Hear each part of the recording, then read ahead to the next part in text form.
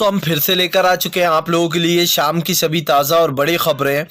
एक एक कर कर आपको सारी खबरों की जानकारी देंगे। आज देश दुनिया में क्या कुछ हो रहा है। दरअसल दोस्तों, सबसे पहली जो बिग ब्रेकिंग न्यूज़ आ रही है, रवीश कुमार का मोदी सरकार पर बड़ा हमला। बोले आज सारी संस्थाओं को, जी हाँ, सारी संस्थाओं के ऊपर कब्जा जमाना चाहती है मोदी सरकार। धीरे धीरे कर कर देश में महंगाई बढ़ती जा रही। जी हाँ, आने वाले दिन आम जनता के लिए काफी खतरनाक साबित होंगे, इसके बारे में आपको बताएंगे।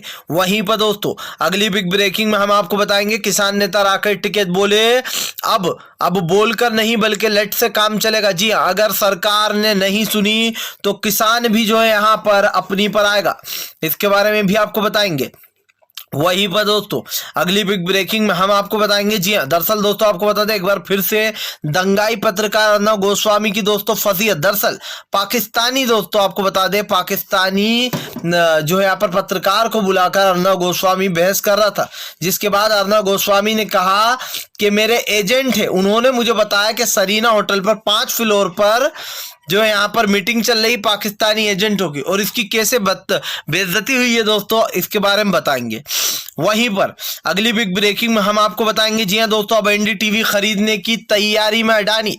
दरअसल आपको बता दोस्तों, जो है यहाँ पर 10% की उछाल आई है एनडीटीवी के, जो है यहाँ पर दोस्तों आपको बता दें, और ये साफ दिखाई दे रहा है कि अब अडानी ग्रुप एनडीटीवी पर कब्जा जमाने। सोचिए दोस्तों, कल्पना कर सकते हैं आपके रवीश कुमार जी का चैनल भी अब गोदी मीडिया में तब्दील हो सकता है। इसके बारे में भी आपको बताएंगे।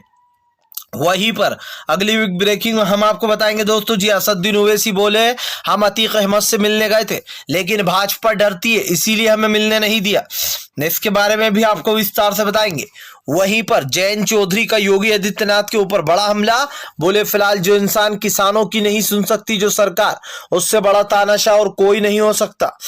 इसके बारे में भी आपको विस्तार से बताएंगे। राहुल गांधी का केंद्र सरकार पर बड़ा हमला। बोले देश की अर्थव्यवस्था बिगड़ती जा रही है। कहां गए मोदी जी, 2013 में बड़े बड़े दावे किया करते थे। इसके बारे में भी आपको विस्तार से बताएंगे। वहीं पर दोस्तों, मोदी सरकार जब से सत्ता में आई है, सबके साथ हमारे देश के रिश्ते बिगाड़ रही है, बाहरी देशों के साथ। आपको बता दोस्तों, अब बांग्लादेश ने जो है यहाँ पर संयुक्त राष्ट्र का दरवाजा खटखटा दिया है। दरअसल जो समुद्री विवाद जो बहुत दिनों से चल रहा है दोस्तों, इंडिया के बीच में और बांग्लादेश के बीच में, उसको सुलझाने के लिए अब बांग्लादेश संयुक्त राष्ट्र पहुंच गया। इसके बारे में भी आपको विस्तार से बताएंगे। वहीं पर दोस्तों आपको बता दें, चन्नी ने पंजाब की कमान संभालते ही किया बड़ा फेरबदल। आपको बता दें दोस्तों, कई कैप्टन अमरिंदर सिंह वाले नेताओं की फेरबदल कर दी गई है। इसके बारे में भी आपको विस्तार से बताएंगे। तो सारी खबरें एक एक कर देंगे। फिलहाल चलिए बढ़ते हैं सबसे पहली और सबसे बड़ी खबर की ओर। दरअसल दोस्तों आपको बता दें, रवीश कुमार का मोदी सरकार पर बड़ा हमला। बोले देश की धीरे धीरे कर देश की सारी सरकारी संस्थाओं पर अपना कब्जा जमा रही मोदी सरकार। जी हाँ, आज कोई भी चीज निष्पक्ष नहीं बची है। रवीश कुमार ने कहा कि पहले सरकार ने धीरे धीरे कर मीडिया को गोदी मीडिया में तब्दील किया, अब सरकारी संस्थाओं पर अपना कब्जा जमा लिया। जो बचे कुछ चैनल है उनको भी दोस्तों गोदी मीडिया बनाने की तैयारी की जा रही है। रवीश कुमार ने बताया कि कैसे लोगों को डराया और धमकाया जाता है पत्रकारों को। अगर पत्रकार मोदी सरकार के खिलाफ बोलते हैं तो उनको तुरंत नौकरी से निकाल दिया जाता है। कई ऐसे पत्रकार हैं दोस्तों जिन्होंने बगावत करने की कोशिश की थी, लेकिन चैनलों ने जैसे ही उन्होंने मोदी की बुराई की तो चैनलों ने उनको हाथ में उनका वो थमा दिया, रेजिग्नेशन लेटर। सवाल यही उठता है दोस्तों कि आज रवीश कुमार की बातों में जो सच्चाई है, जो सच है, वहां पर हम देख सकते हैं। प्रधानमंत्री नरेंद्र मोदी की अगर आप तारीफ करोगे तो आप जो है सही रहोगे, लेकिन अगर आपने जहां प्रधानमंत्री नरेंद्र मोदी और उनके कार्यकाल की बुराई की तो ये समझ लीजिए कि आपकी जॉब चली जाएगी। अगर आपको मीडिया में रहना है तो आपको मोदी सरकार की बेसिकली कह सकते हैं कि तरफदारी करना पड़ेगी। जी हाँ, और ये तरफदारी आपके ऊपर कितनी भारी पड़ेगी आगे चलकर, क्योंकि दोस्तों एक ना एक दिन तो मोदी सरकार हटी जाएगी। जरूरी नहीं है कि सत्ता में मोदी जी हमेशा रहने वाले, एक ना एक दिन इनका सत्ता सफाया हो ही जाएगा। लेकिन आज जो देश के हालात बने हुए, जो देश में दोस्तों हालात हैं वहां पर हम देख ही रहे हैं। देश में कैसे सरकारी संस्थाओं को डराया धमकाया जा रहा है, फैसले अपनी ओर करवाए जा रहे हैं। किसान सड़कों पर बैठा है, लेकिन उसके बाद भी सरकार कोई नहीं सुनवाई करती। फिलहाल चलिए हम बढ़ते हैं दोस्तों एक और अगली बिग ब्रेकिंग की तरफ। बता दोस्तों, किसान नेता राकेश टिकैत भड़के, बोले फिलहाल अब बातचीत से नहीं सरकार से लट से काम होगा। जी दरअसल दोस्तों, किसान नेता राकेश टिकैत का कहना है कि फिलहाल सरकार अड़ियल हो गई है, और जब कोई अड़ियल हो जाता है तो उसको सुधारना पड़ता है, उसका इलाज करना पड़ता है। ये सरकार किसानों की और आम जनता की बिल्कुल नहीं सुन रही है। राकेश टिकैत ने बताया कि आम जनता बहुत ज्यादा परेशान है, सरकार जिस तरीके का रवैया अपना रही है ये उसके ऊपर ही भारी पड़ने वाला है। आपको बता दें दोस्तों, तीनों कृषि कानून को लेकर किसान नेता राकेश टिकैत ने पहले ही बड़ी बड़ी जो है यहाँ पर बातें बोल दी हैं। जिस तरीके से सरकार ये सब कुछ कर रही है दोस्तों, इससे एक चीज साफ हो जाती है कि भारतीय जनता पार्टी को बड़ा झटका लगने वाला है। आपको बता दें दोस्तों, इस वक्त बीजेपी जो है वो पूरी तरीके से एक्सपोज हो चुकी है। और क्यों हुई है ये आपके सामने। कई बार दोस्तों बीजेपी ने कई बार ऐसे ऐलान किए कि वो हमारे सामने। भारतीय जनता पार्टी लगातार जिस तरीके का रवैया अपना रही है दोस्तों, ये उसके ऊपर ही भारी पड़ने वाला है। इन बातों को दोस्तों झुटलाया नहीं जा सकता कि बीजेपी की सरकार लगातार जो है यहाँ पर, चाहे वो सोशल मीडिया हो या फिर कहीं और हो, किसानों को बदनाम करने का जरा सा भी मौका नहीं छोड़ती है। किसानों ने कई बार अपनी बात रखने की कोशिश की, सरकार को समझाने की कोशिश की कि ये कृषि कानून किसान के लिए नहीं है, ये जो यहाँ पर किसानों के अगेंस्ट है, किसानों के खिलाफ है। लेकिन सरकार जो कानून ले आती है उसको ले जाती वापस नहीं है। ये सरकार का सबसे बड़ा दोस्तों दोहरा चरित्र है। एक तरफ ये किसान की आय दुगनी करने की बात करती है, दूसरी तरफ दोस्तों ये सरकार किसानों को ही जिम्मेदार ठहराती है और किसानों को ही आतंकवादी, खालिस्तानी जैसे नामों से नवाज देती है। अब आप समझिए दोस्तों, आज किस तरीके की राजनीति चल रही है और ये राजनीति इनके ऊपर ही भारी पड़ेगी। फिलहाल खैर चलिए हम बढ़ते हैं दोस्तों एक और अगली बिग ब्रेकिंग की तरफ। बता दोस्तों, अगली जो बड़ी खबर निकल कर आ रही है, अडानी खरीदने वाला एनडीटीवी, मचा हड़कंप। दरअसल दोस्तों, जो एनडीटीवी के शेयर्स हैं उसमें दोस्तों 10% की उछाल आई है, यानी कि 10% उसके जो रेट है दोस्तों वो बढ़ चुके हैं। जी हाँ, आपको बता दें दोस्तों, अब अडानी जो है दोस्तों, गौतम अडानी, सुनने में आया है कि वो एनडीटीवी पर अपना कब्जा जमाने की फिराक में। दरअसल गौतम अडानी किसी भी तरीके से दोस्तों एनडीटीवी पर अपना कब्जा जमा लेना चाहते हैं, ताकि जो बचे कुचे जो चैनल हैं, जो बचे कुचे सच्चे पत्रकार हैं दोस्तों, जो सच्ची पत्रकारिता कर रहे हैं, खास करके मेनस्ट्रीम मीडिया में दोस्तों, उन सच्चे पत्रकारों को भी अब खत्म करने की कोशिश की जा रही है। दोस्तों हमें आज भी याद है कि इन चैनलों को जिन्होंने गोदी मीडिया नाम दिया था वो थे रवीश कुमार।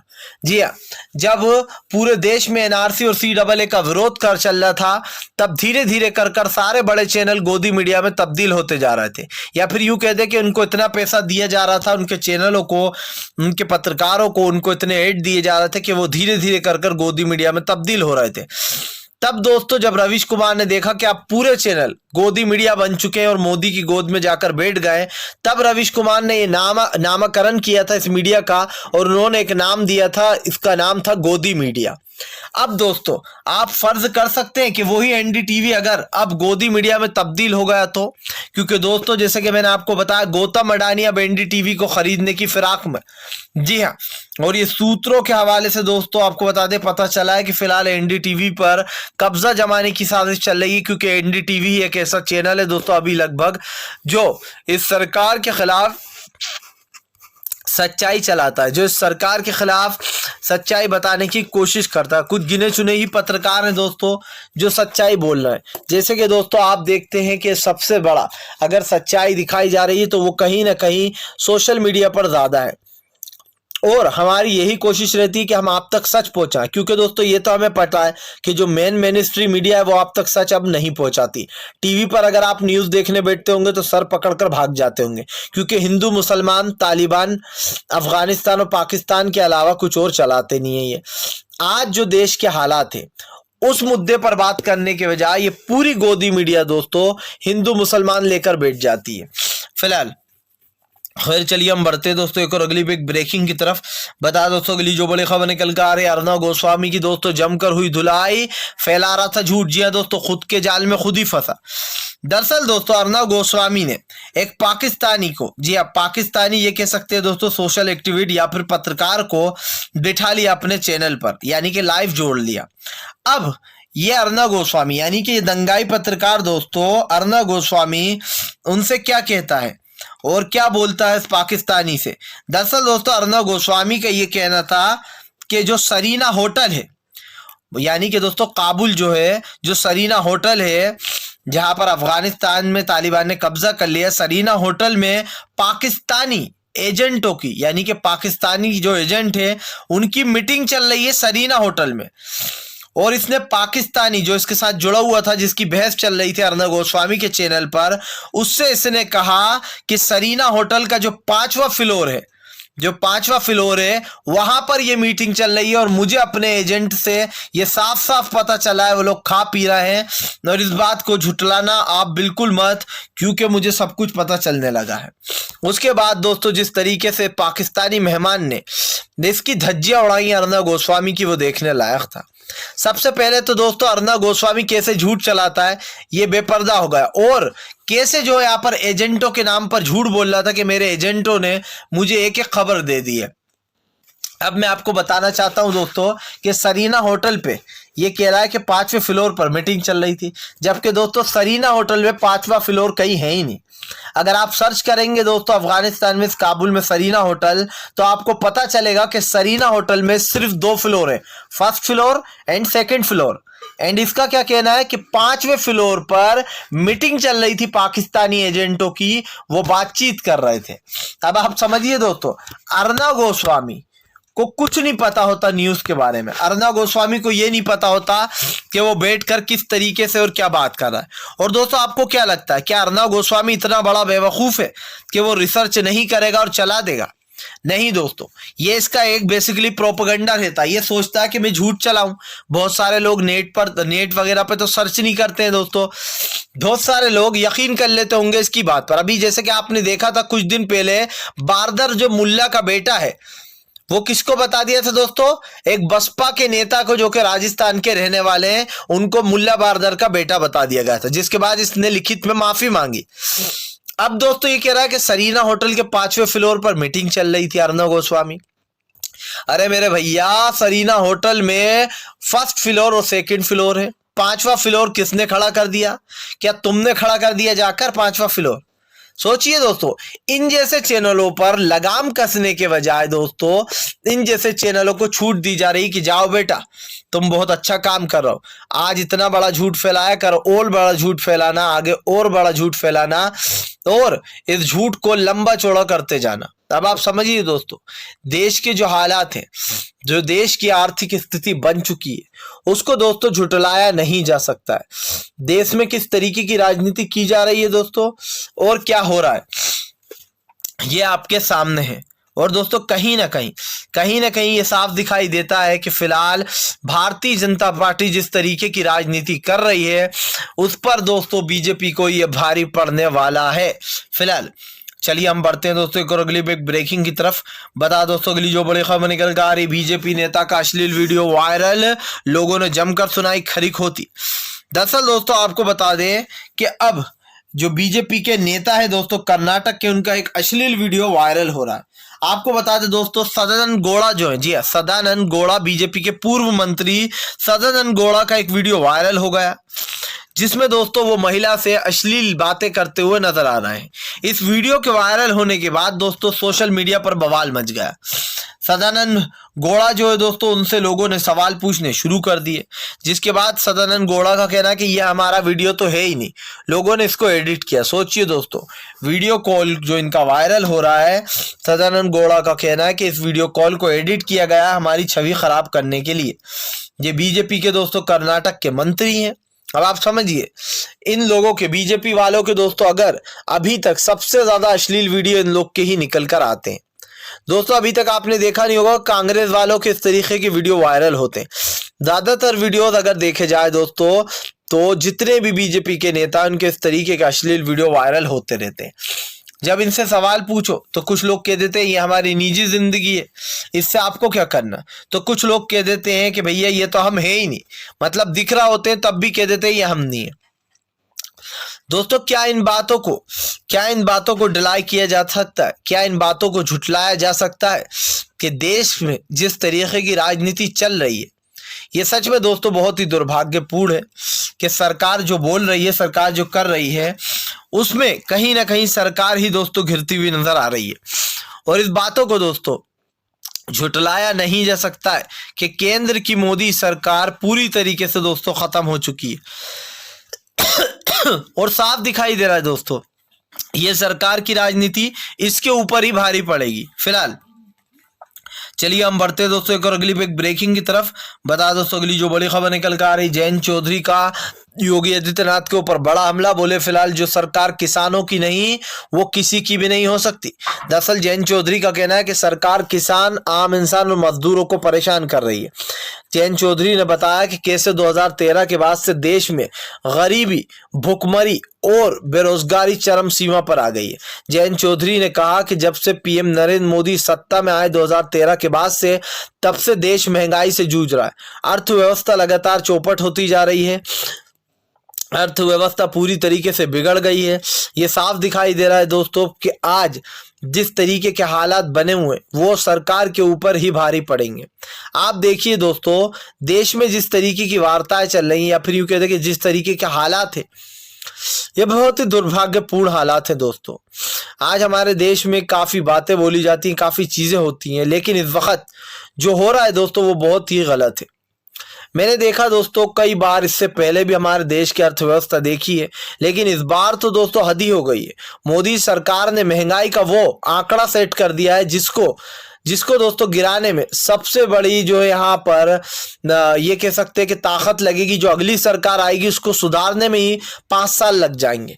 क्यों लग जाएंगे दोस्तों? क्योंकि मोदी सरकार ने सबसे पहले तो देश को बेचना शुरू किया, एक एक कर दोस्तों। सबसे पहले बैंकों के निजीकरण शुरू किए गए, बैंकों के बाद दोस्तों हवाई अड्डे बेच दिए गए, हवाई अड्डों के बाद रेलवे स्टेशन का नंबर आया, उसके बाद बस और रोडवेज पाइपलाइनें बेच दी गई दोस्तों, बिजली बेच दी गई, स्कूलों को दोस्तों प्राइवेट हाथों में दे दिया गया।